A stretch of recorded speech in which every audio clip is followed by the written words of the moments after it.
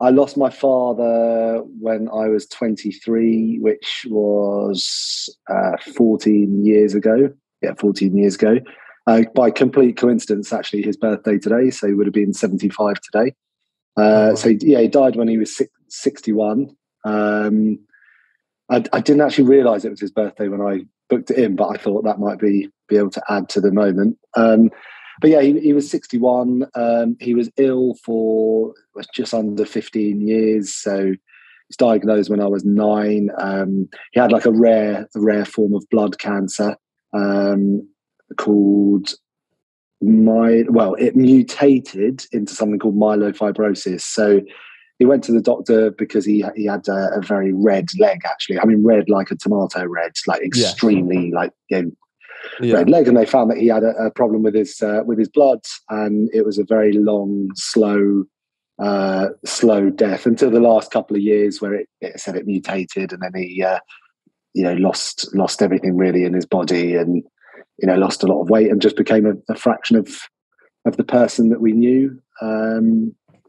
And yeah, at the very end, I'd say he sort of gave up, but he fought a long time. And I got some things I've learned from him in terms of like fighting spirit and being pragmatic. But he was also a very angry man. So he went down kicking and screaming.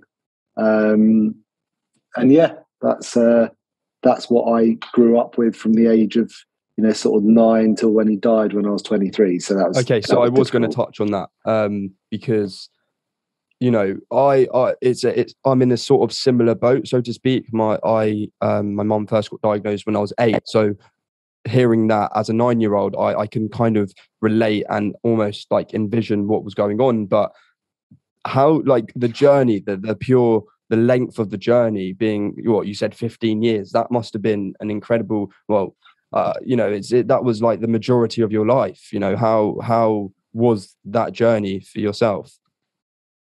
It was hell, to be honest. Yeah, it was. I'm sure you know the feeling, but it's like you've got this thing hanging over you during your formative years. And look, we all die, so we know death is a part of life, and we know that. But it's very much prevalent and in your face every day. And you wake up, and it's all the focus becomes on the illness rather than the person. It's like, well, what are we doing about the illness? What's going on with the illness? What's the prognosis? Who can we go and see? So firstly, you're learning and you're conditioned over, whatever it is, 14, 15 years, that you've got someone that's on a ticking time bomb and it's right in your face. And then when you get to the latter years, you're watching it. So the first few years, it's very difficult with your head to get around it, because you're kind of seeing someone that's functioning and okay, but they've got this, what everyone's saying is a life-threatening illness. Then time goes on, and then you start to see it being a life-threatening illness. So, losing weight is just one very minor thing, actually, but I'm sure you probably saw your mum in ways that you wouldn't want anyone else to see them. My dad wore a nappy for the last year and a half. He had to get a stair lift at home. This is for a 55-year-old. He really was got to a point where he was completely destroyed. So yeah, it was difficult. I saw a lot of my friends, what I perceived to be having good childhoods and growing up and doing the things that kids do, but mine wasn't carefree. Mine was, I always had this sort of hanging over me, and I'd say that's what took its toll. And obviously slight sidestep from loss, but my dad was also a very, very difficult man. So coupled with illness, it was hard. You weren't allowed to cry or show emotion. It was very difficult. So there's loads of things I want to tap into, but one of which you mentioned an unconventional childhood, and something it took me a while to realize was how unconventional my home life actually was. Being when you're living it, and when you that's your everyday, and hospital visits or your mum being sick because she couldn't digest food, that was your everyday. So I didn't think anything of it until I did get a lot older.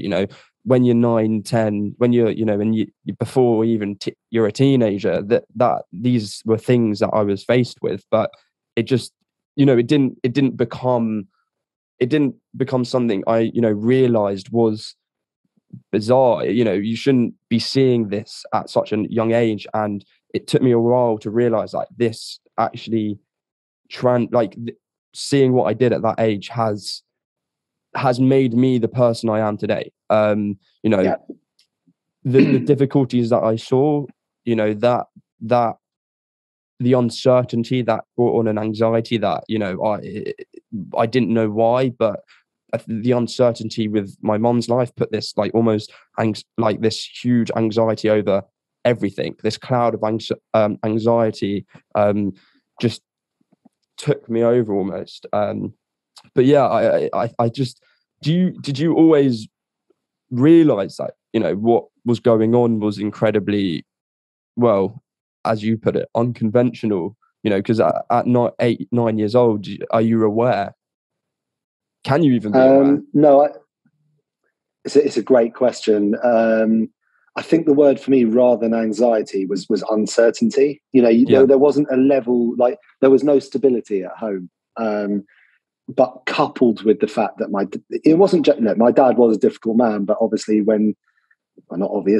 since he's passed away and you have some space from him, you can actually realize, also I've grown into a man now. You realize some of the things that's going on. And, my mum contributed to that. And he was the way he was for a reason. I think when he was alive, there was a lot of blame on him as a person. And then when his illness came into the fray, the general uncertainty, particularly the last 5 years, we were literally told time and time again to say goodbye.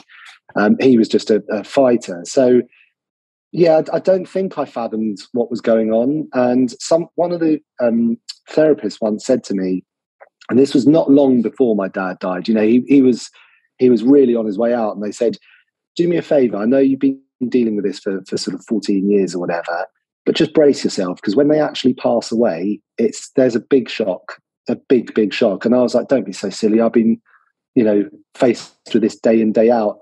And my God, they were right. So I think, yeah, there's your double barrel question. Did I know what was going on? In terms of being compos mentis, yes, but I don't think you truly digest it. And yeah, your second part was, is it possible? No, I don't think it is. It's a bit the same as I became a father 4 years ago. And it's so funny when I watch other people who have conceived and expecting, the guys always have a certain look on their face. It's like they don't, there's just you can tell it's like they're trying to be positive, but they're nervous. And it's just a look that I can't explain. And when you've got kids, you just experience a different level of love. You can talk to someone till you're blue in the face about it, but when you actually have them, it's just something you can't explain. And that's how I liken the death situation, that, everyone knows, or that knows me, knows that I lost my father. But when they experience it themselves, like you and I can have an instant bond over this, because there's just a certain feeling and a certain connection that can't be explained. And I think it's that I didn't quite get. So I knew it logically, yes, but I hadn't experienced it. A bit about that. I do think there's an aspect of awkwardness, especially over loss and death and, well, cancer, anything that induces trauma. There's always this incredible awkwardness that I think a lot of, you're not really aware of how to interact. Something I found time and time again was, the very mention of my mom, or at the very mention of something as silly as I could be watching a movie with my mates, which this is a story. In fact, this is not like an example. And in the scene, like there was like a cancer death, and all of a sudden everyone's kind of like looking towards me as if like, asking for my seal of approval as to can we continue watching it? Like, do you know what I mean? Like, yeah. There's like this just a very awkward situation. And yes, we can connect because we, understand each other. But, what was there any, a point during your journey? 23, that's still incredibly young. You're just entering, well, I don't know your work situation, but for me, that would just be entering the work world. You know, you're transitioning. You know, so losing someone at that age. You know, how did your friends respond? You know, how did you respond? Were you kind of open with it, or yeah? Great question. Yeah. How did I respond? Don't know. The awkwardness I get as well, and it's one of those things that you could almost make a movie. You could almost make a comedy out of it, because it's just one of those situations. And I get it. You know, even though I've experienced it, when someone's going through that. I mean, I've got a friend at the moment whose dad, you know, is incredibly unwell, and you don't know what to say to them. You know, I'm not going to ask him how he is, because I know how he is. He's terrible. You know, and yeah, so how did my friends respond? I think there were a lot of generic questions, which at the time angered me. You know, people saying, how's your dad doing? When's he coming out? I'm like, he ain't coming out from this. That I can tell you for sure. You know, and even I found at the Shiver, for those that aren't Jewish, it's, what do you call it? A time of mourning. So you spend the time mourning in a house and whatever. And even there, it's like my friends would come along, and when they see me, like, hi, how you doing? Yeah, I'm like, how am I doing? My dad's just died. It's like I'm really shit. So, but that's not their fault, and I don't blame them. And people don't know what to say, and I think that awkwardness is. So it's actually quite funny if you can take a step back from the emotion just to watch. Do you remember? Is there like anything someone said that was particularly comical? Because for me, there was one time where this was like a couple of days after Mom's passing, and I think I went to I need to pick up medication or something, and I've spotted someone I know in the doctor surgery, and this person's gone to me like, "What are you doing here?" Like, because I've lost Mom a couple of days ago, all of a sudden that means I can't collect medication. I'm thinking, I was like, I don't know, I've got a fucking cold. Like, what am I supposed to say?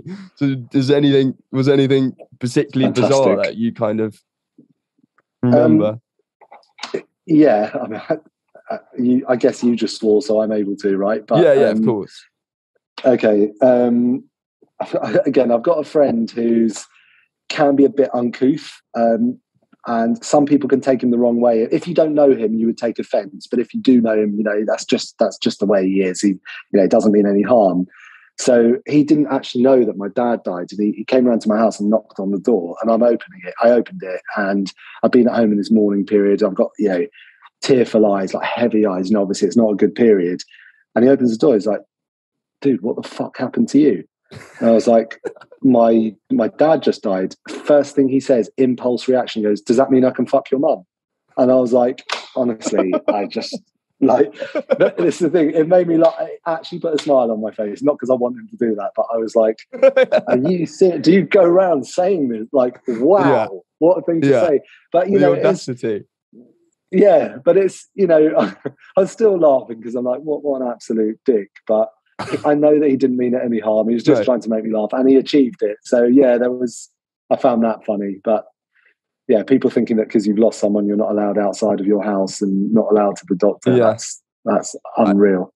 I think it does take an incredible amount of skill to make someone laugh at during that point in time when you have just lost someone. A similar thing happened to a friend of mine who actually during the Shiver made a joke that I'll forever remember, and it was just quite bizarre at the time. Like, everyone was like, can you laugh at this? Should we be laughing? But I think laughter is also a sense of healing, and sometimes you can just laugh at the difficulty of the situation. It kind of puts maybe a certain embrace to what you're going through. But definitely. And I think, sorry, I was just going to say, there's also some generic phrases, again, particularly in the Jewish religion, "I wish you long life" and all that bollocks. I mean, I don't know, what does that mean? It's just funny. Like, people people that they do the right thing. "I wish you long life," or "I'll send some flowers," or "Can I do anything to help you?" My standard line is, "Yeah, my mortgage needs paying. Genuinely, would you mind?" Yeah. But it's I think I just find it funny, the standard stuff. But the people that really know what's going on, like you, I believe that if your friend lost someone, you would talk to them in a slightly different way, just because you're in a position of knowing. Do you find yourself having a sense of empathy towards people who are experiencing that, who are going through maybe a cancer diagnostic, or parents been diagnosed or something like that? When you're in conversation, do you kind of empathize with them, or really kind of almost like a PTSD, feel what it is they're feeling, if that makes sense? Yeah, definitely. I'd say I'm more sensitized to anything to do with death, really. Even just like on the news, there's often just numbers, blah, blah, blah, has been convicted of, killed his daughter and killed this one or whatever. And then bang, the news moves on. My brain stops to think. I'm like, holy shit, like someone's done that. That's not just, I know people die every day, so you can't get lost in everyone because there's millions of people dying every day. But yeah, those things stick with me. But when it's like a movie or something that really follows the journey, that, like right now, I don't feel at all, like this very second, I don't feel sad, I don't feel vulnerable, I'm just having a chat. But you could really open me up, or one could, if you really took me into that dark place. Yeah. What about you? Do you find that? Yeah, I think that's completely natural. I think on your day to day, minute to minute, it's not something you think about. Yeah, that's a part of my life that or mum's a part of my life who isn't here, but it's not something that I really comprehend. But if I was when I say comprehend, it's not something that I deeply look at. If I were to say sit down and just kind of think about it, very deeply, just and be in my thoughts, that's kind of when I do start feeling a sense of sadness, and it can be brought on out of absolutely nothing. It's not something that, I think that's the thing with grief, really. It's an unexplainable moving object that really doesn't follow a path. I'm 2 years down the line. I think you said are you 14 years, 13? Yeah, 14. 14 years. Do you still find yourself at points feeling a sense of weird grief, or? Oh yeah, without again, that's another thing. Like, you can probably empathize. I mean, there's a lot of comments about how young. Lots of people say, "Oh God, you were young," or I think it doesn't matter what age you are and what your position. People could say you had a family, you didn't have a family, whatever. It's loss is loss, and we all deal with it differently. And it's a constant evolving journey, and yeah, there are times out of absolutely nowhere that I can just completely break down over it. And a lot of things I say to people, which I was going to say before to you, is that, I don't ever say to people, you'll get over it, or, you don't, you just learn to live with it. There is nothing you can do to bring them back. But I think the thing I find the strangest, again, you may or may not relate, is that the people like you and I have lost are one of the probably two, or maybe you might have siblings or whatever, 2 or 3 people who are like closest to you in the world. Like, there is no one in the world that has your back like your parents. I appreciate that's not the case for everyone, but there is not even a sibling. Like, your parents really have your back. And for as much as my dad was difficult, and he had his troubles, that's my dad. And I love him and he loved me. And it's quite weird. Like, not even from an emotional perspective, it's just weird. It's like, what? They're just gone forever. Their life's just gone. Yeah. Like that. It's so final. Like, something that really made me kind of, kind of visualize what you were speaking about. Something happened kind of a few months back. I was in like a coffee shop, and this kind of elderly woman walked in, kind of like hobbling and whatnot. And then this other woman who must have been in her 50s, she like kind of turns around and goes, "Oh, mum, I'm sitting over here," and I'm looking at this 55-year-old woman calling out to someone who might have been in her 80s, saying, "Mum," and I'm thinking, like, I'm 21 at the time.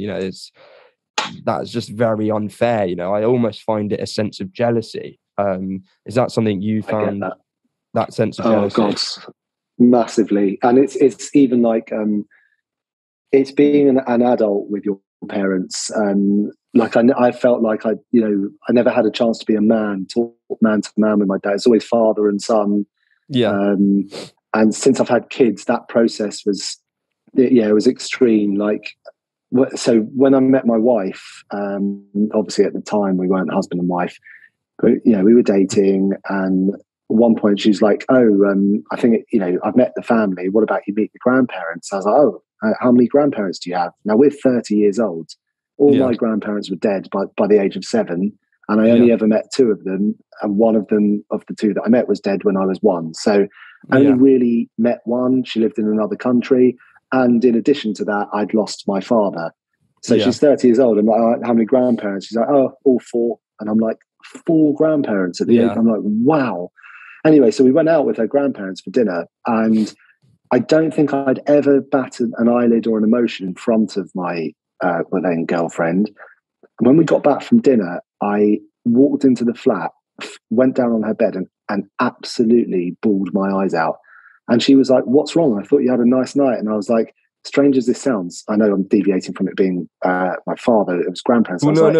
Yeah. I was like, I've never had that relationship before. I don't know what it's like to have grandparents. I've never been able to go out for dinner with someone who's the parents of my parents. So you've got like that family connection. And she was like, but why are you crying? Was it night? I'm like, it's a complete unknown. And it makes me realize I've totally lost out on that. And my kids talk about their grandparents and I watch them and I'm like, I get sad. And like, my dad's, he's not going to get to see that. He wasn't at my wedding, and people are like, great. And, you should be happy for him and he'll be happy for you. And I get all those statements, the same as you said before. And I've no doubt your mum will be so proud about how you've done something positive and, during lockdown, like, particularly hard, and you're speaking to complete strangers, driving the conversation. Like, it's amazing. But sometimes I'm just like, fuck all the statements of I just want to see them. I don't care. It's a bit meaningless, isn't it? Like when you actually think about it, I'm sure, like you said, obviously mum is proud, but what does that actually mean? Like, it's not something, I'd rather hear it from her. I find myself, messaging her still when something in my life does happen. And it's like, I met Johnny actually because I went to Downing Street recently. I was invited there for like this event, and I found myself like, mum would have loved that. Like, she would have put that on Facebook, she'd have put me on her Instagram story, like, as much gloating as a Jewish mum would do. Do you know what I mean? And it was just kind of like, it's just like, I know she's proud, but that in as a statement is a bit meaningless to what you're actually feeling. There was something I was going to say actually. It's really annoying because that just popped out my head. It was quite a good point, but we'll move on from that. But it will come back. Yeah, and that's the annoying thing when I do these, or I think it's in general in your daily life. Like, you have like something is in your head and then it just pops out. And then you really want to come back to it, and it comes back at the worst possible time. Like tonight, when I'm probably going to be in bed watching a bit of Netflix, it's going to pop into my head. I'm like, oh my God, why? What are you doing here? Always the way. I also, when I'm talking, I interrupt myself and change the conversation. And then I don't actually make the point I was going to make. And then I get angry with myself. I'm like, dude, stop talking. The other person doesn't care. Just get, and I do the same thing. Yeah, that is quite funny. So when you meet a new person or I think it's maybe, when you were a bit younger in your 20s, did you find yourself being able to share, the loss, like when you were in the work office, like when you were just meeting new people, were you, was that something you mentioned, like, yes, I've lost my dad? Was that a conversation, or would you try and avoid, that sense of, I guess, like, it's a weirdness, it's an awkwardness? Did you? God, you got some good questions. You are very good at this. I wouldn't say I avoided it out of awkwardness. It was actually such a big part of, like, I really went downhill, not just because my dad died, but obviously that's a big, life-changing event. So I really went downhill with my mental health and depression and things like that after he died. So it was more, I didn't want to mention it because it set me off. Okay. Or sometimes I had to be a bit protective. So if we go to see a film, I'd have to like check up on the film, be like, you know, is there anything to do with death? Like I might, you know, I might just sit this one out, sort of thing. But I've always wanted to speak about it. Like, for example, today is my dad's birthday, and not a single person, literally not a single person in my family, my friends, his family, anyone, not one person has mentioned anything to me about it today. And it makes me sad, really sad. But not because I need anything, but it's the fact that, you know, we think about our daily lives and people are hustling for money and people want to improve their health and people want to go and make a life for themselves and they're sticking to timings. And, you know, we had this at 7:30. It's like life's all organized. And my dad was that. And he, you know, built a family and then suddenly he's just gone. And it's his 75th birthday, like milestone birthday. Even my siblings, that they don't bother like phoning me, not because it's me, but just to remember dad.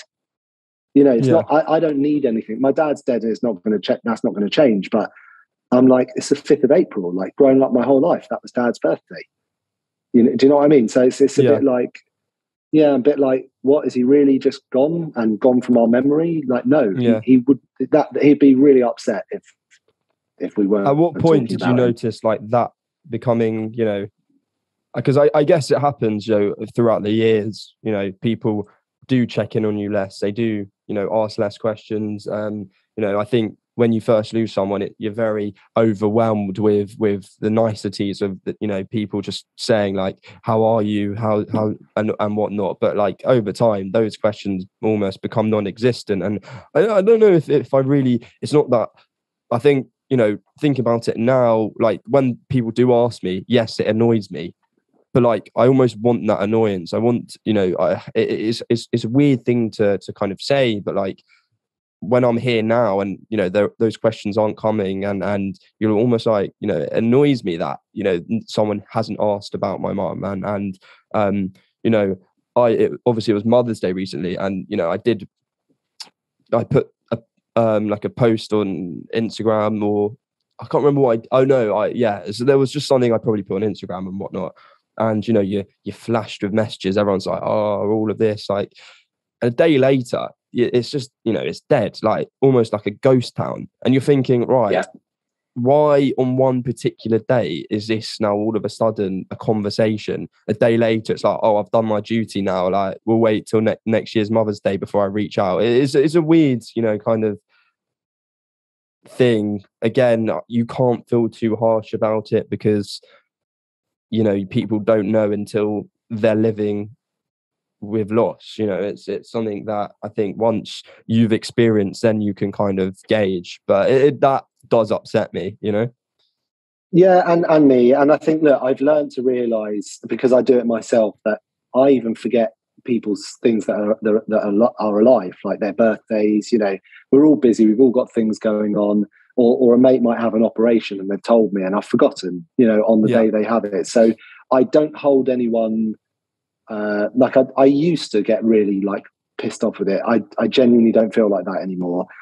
It's more about the fact that it's my dad's legacy that he's gone. And, you know, if he was here today, we would have gone out for a meal, or we would have phoned him or got him a present. And it's like, okay, he's not here, but he used to say on his deathbed regularly, "Please don't forget me."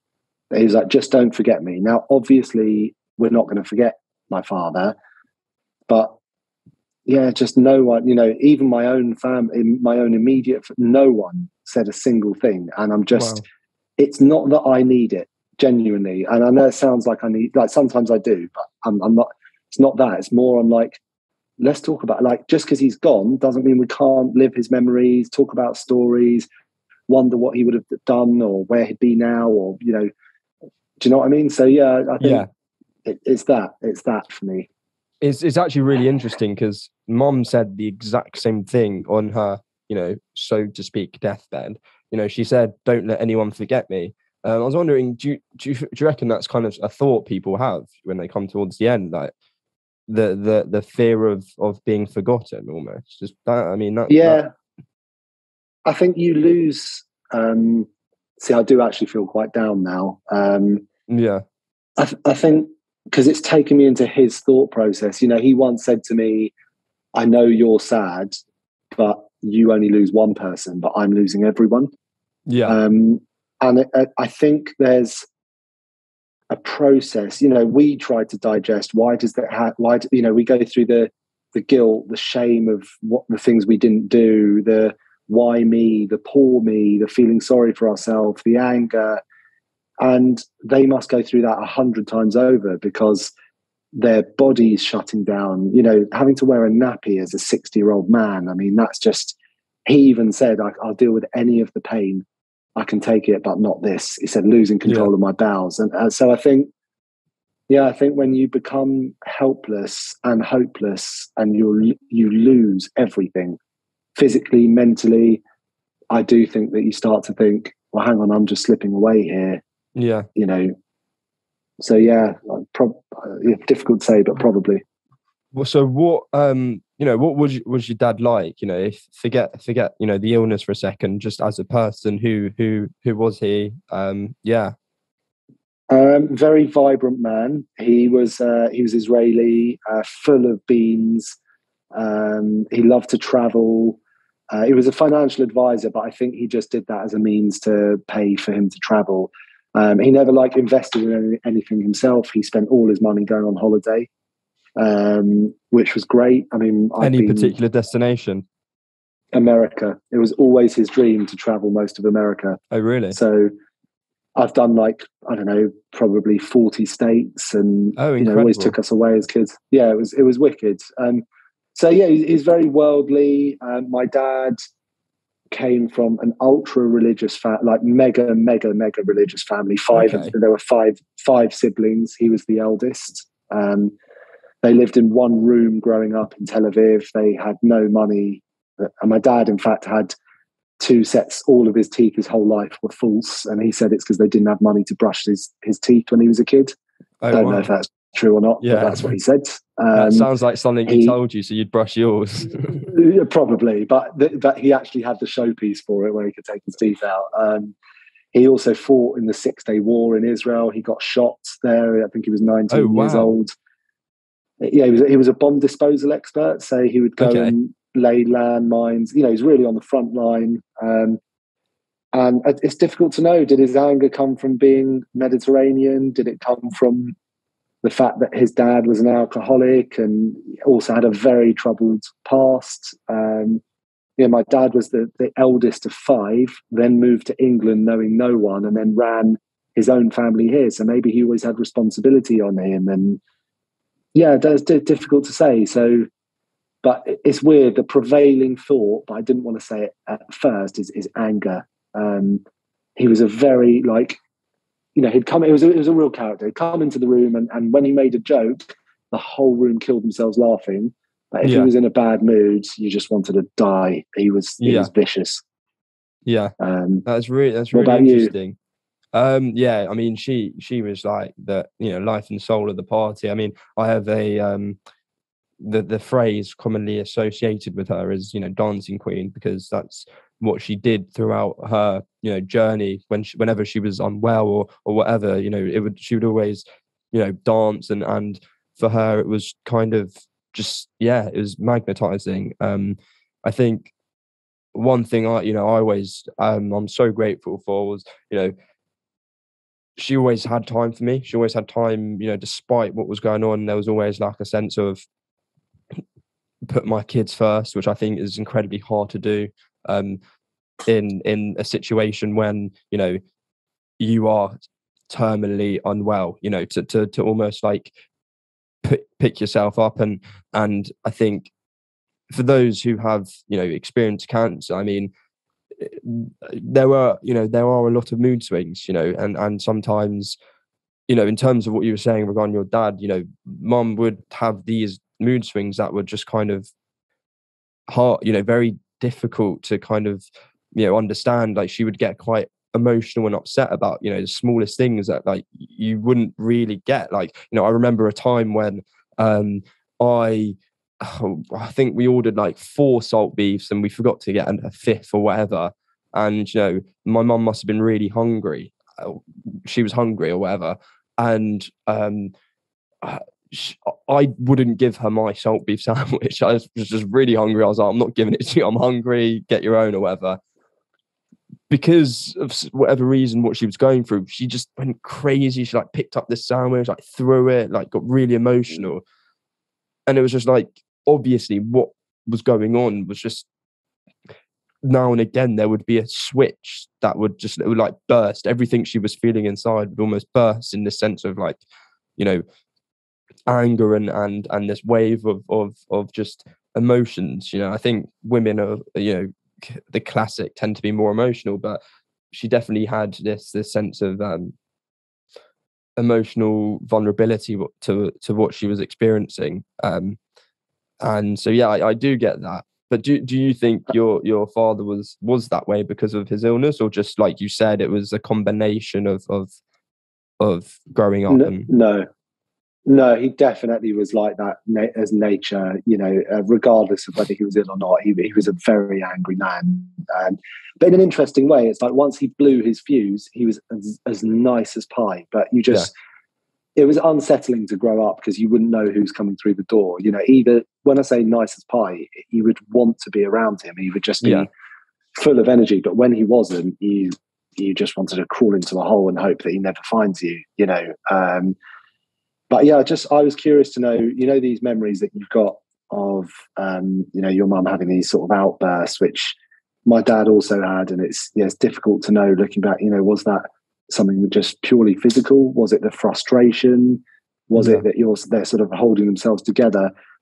Did you spend a lot of time running over those memories? And did you find them particularly like more painful than other memories, or not at all? Yeah. Oh, categorically. I think when I was definitely, and it's something that changed throughout the years. I think when I was in definitely towards the early sense of her, well, her diagnostic and my just being younger, I think those aspects you just ignore. You know, you think, all right, your parents just shout when you know, you have a very blunt black and white way of looking at life when you're young.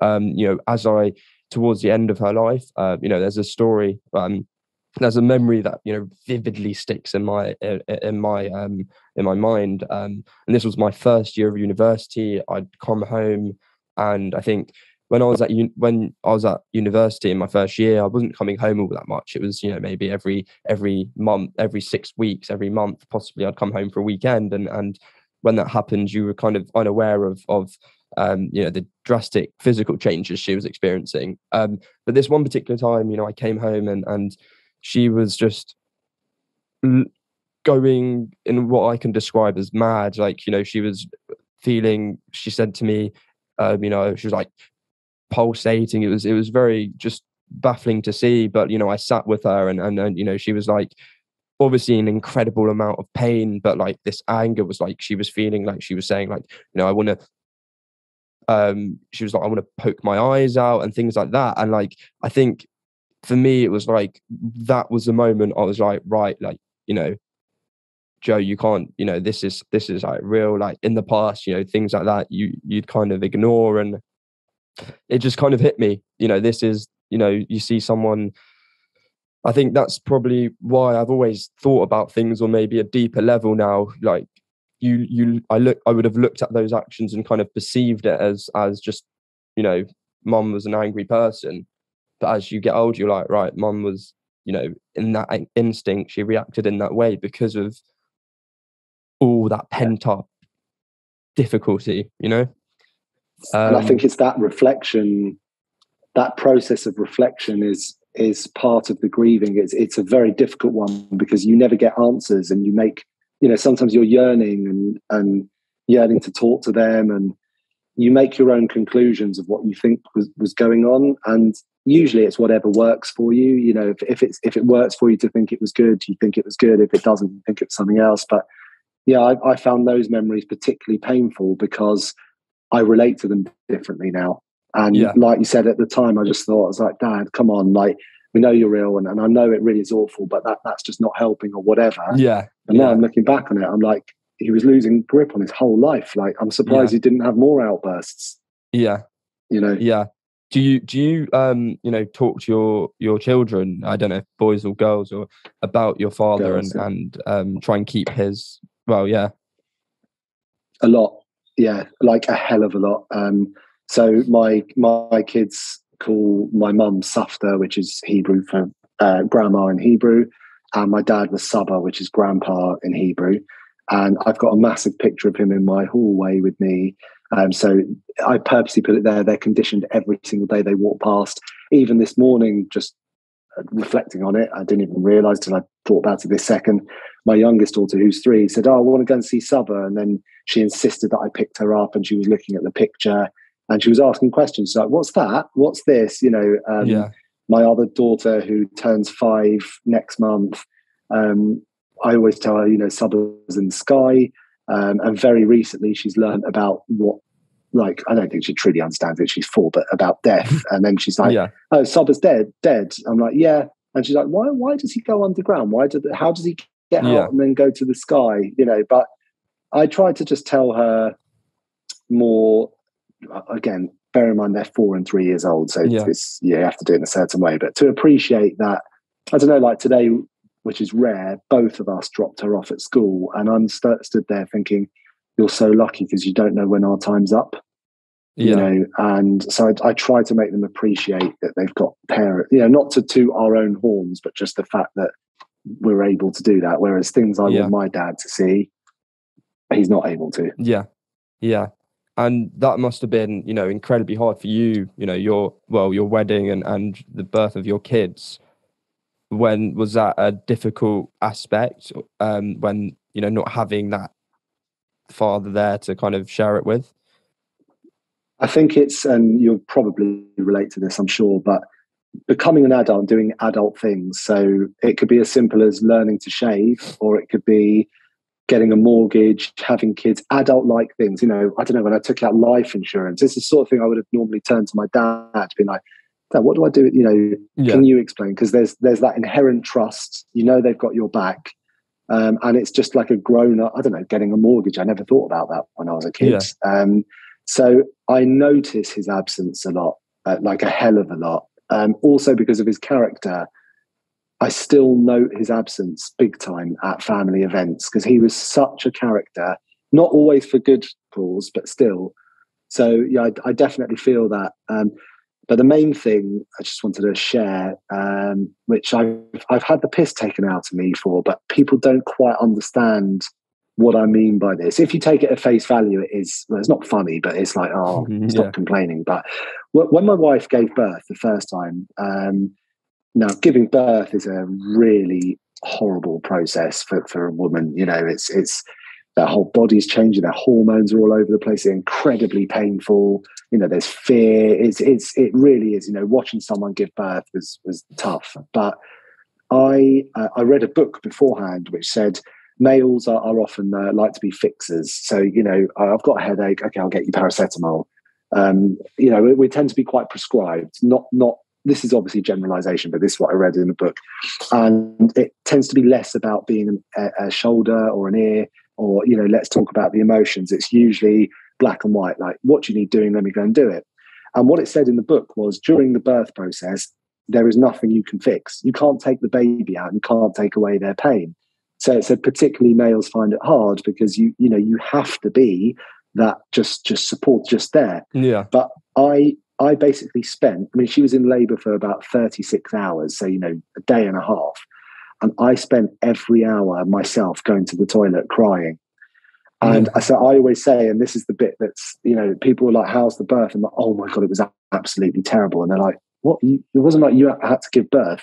But actually what it took me back to was sitting in the hospital when my dad was dying, which wasn't, probably similar to your mum. It wasn't just a week. This was going on for a year and a half, day in, day out. And it was that feeling of like utter helplessness, watching someone that you care about. There was nothing I could do. So I found that incredibly, honestly, probably the hardest thing I've had to do since my dad hasn't been here. And I wasn't the one giving birth. So I found that really difficult. Yeah, I can see, I can see how that is. And like, almost like a sense of PTSD, just kind of going through the motions. Yeah, I mean, do you have any particularly funny stories or any stories about your father you'd want to share? Do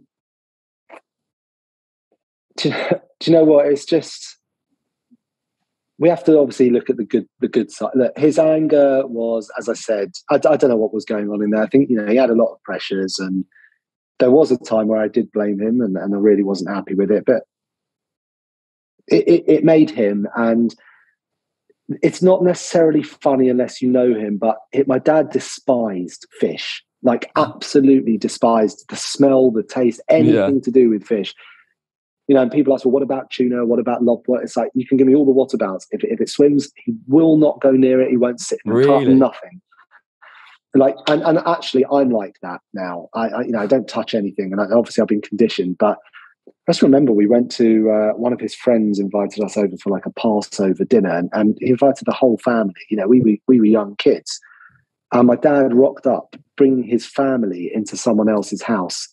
Opened the door and smelt that they'd cooked fish, and he stood outside the whole night. And it's just, you know, that's just like, if, you know, could you imagine the awkwardness? And you brought your whole family, like this family's been nice enough to invite us in, cook us food, and the main person who's got the connection, he honestly stood outside the whole night. And it was just funny, you know, you look at it and say, was he angry? It's like, no, he didn't give a shit about anything. He just was like, that's how I want to behave, and that's what I'll do. And it's just funny. Do you know what I mean? It's not like a joke funny, like you can tell a joke, but it's funny, but it's just, it's those, I think it's those little things that like only you and your family would kind of, you know, fully appreciate, that you know, because we know that person more than anyone else does. And you know, it's just, I think, small things where you're like, oh, that's so classic mom, or that's so classic dad. But it's like, looking back at it now, it's like, that's just quite funny, because, you know, that's who they were. And I like to keep that in my mind, because yes, obviously all the trauma and all the difficulty is still, you know, very much in the prefrontal cortex. But it's just it's nice now and again to just kind of, you know, picture the funny aspects of, you know, just like the squabbles dad and mom would have over, you know, driving and what turning to take, and, you know, things that just aren't, you know, you're not going to laugh out loud, you know, you're not going to do a comedy roadshow, but it's just because it's your family, and being, it almost takes you back to that moment, and you're like, right, you know, it's a nice thought to have. But definitely, yeah, thank you so much for joining me today. Really, really enjoyed this conversation. It was just, yeah, really, really lovely. But I always kind of end it on one note. And, you know, if you were to, you know, sit down and have a conversation with your father, what is it you'd say? well, firstly, it's my pleasure for joining. Let's get the easy bit out of the way. And thank you. You know, you can have millions of people on here because everyone's lost. So I'm grateful as well. And I know this doesn't count for much, but what you're doing is so important. So important, not only for others, but for yourself as well. And yeah, even just like, I don't know if you've ever done interviews or anything before, but the way you pick up conversation and make it flow, like, you know, you've got a real talent there. So yeah, thanks for having me. Trying to avoid the question though, aren't you? Absolutely, yeah. What was I saying? No, I'm trying to buy myself time to think. Bloody hell. Do you know what? Actually, I would just say to him, I've had some time, and I get it. I think my dad was under a lot of. I think life was difficult at times, and I think my mum was. My mum was, you know, he didn't have everything by his side. His parents died very young. He had a lot on his shoulders, and I think a lot of our relationship was broken because of his anger. You know, I was very fearful of him, but I think as a man, there's lots of things that I turn around and be like, do you know, Dad, I get it, and I also would want to show him that I'm a man now, you know, and say, you know, you don't need to look after me. It's not like, let's just have a normal relationship. Let me remove 10% of the anger. Let me take that away. You don't need to worry about me. We're good. But I get where you're coming from, and I'd actually just go out with him as a friend, like go and watch some football, or do something that was like for us. I think that's what I would do. Yeah, I mean, I know I said would end, but that point actually brought something up. I think there's a sense that not having that friendship in adulthood is something that kind of hurts me more than anything. Obviously we did have a great relationship, but there's as I'm growing up, yeah, I would have loved to gone on a night out with my mum. I think that would have been brilliant, and of course, like, would have been odd or whatnot, but it's just like that's never going to happen. And yeah, so I think that sense of friendship that I think I definitely relate to. But thank you again. It's really, really enjoyable conversation. I mean, these chats are difficult, but they're also incredibly rewarding. And yeah, so I can't thank you enough. But yeah, I just want you to find your truth and stick to it. I know you'll be okay. I know it. From the bottom of my heart, I know it. I love you, Baba.